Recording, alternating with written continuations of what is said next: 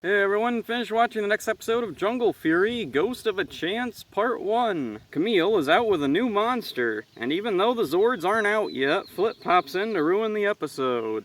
Bizarrely, once the Rangers show up with the Megazord, Flit stays quiet.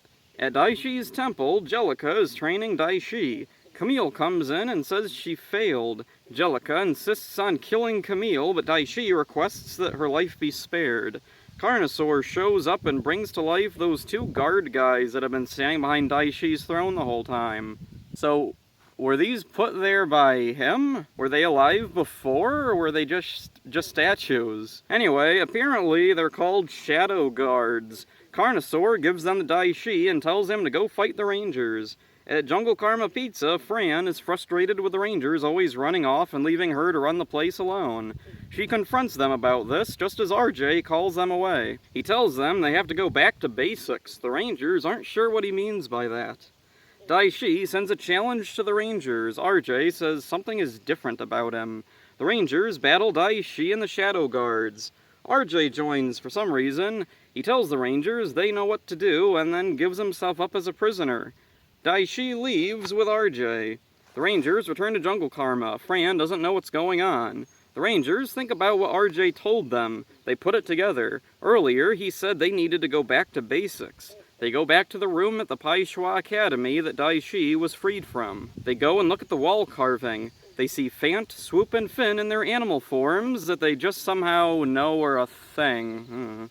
They look at the others, when suddenly Master Mao appears and tells them that they are the dead Pai Shui masters lost in the Great Battle.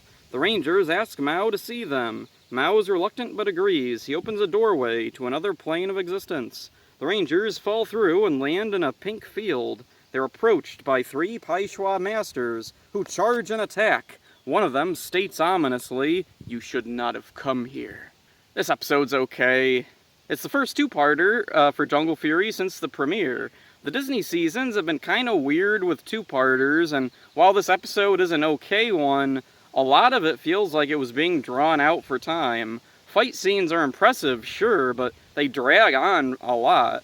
There's a lot of little moments that they don't pass by and instead linger. There's not actually much to this one. RJ hands himself over to the bad guys, and the Rangers go into a spirit world and encounter dead masters. I think maybe the spirit world should have been the focus. It's definitely the most interesting thing about Jungle Fury so far. Another thing I wish had gotten more focus is the wall carving mural. The Rangers just immediately know who a bunch of the depictions are of, and that they're animal forms, which as of yet haven't been so much as implied. Maybe in past episodes, the Masters summoning their spirits should have been accompanied by them, turning into their animal forms for a brief moment or something. The other story going on is Fran at Jungle Karma. Again, I wonder how RJ was able to run the entire place by himself before. I'm hoping maybe the Rangers finally let Fran in on their secret. Maybe she'll get involved in Pai Shui training and become a new Ranger. Or at least an Alpha-esque helper.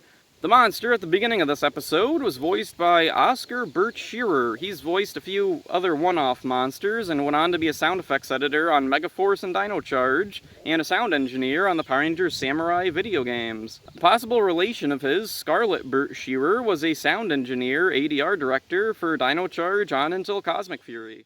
So, Jungle Fury is getting better as it goes along, but it still feels like it's holding back, not going anywhere near as far as it could. So that's it for this one. Hope you enjoyed it. See ya.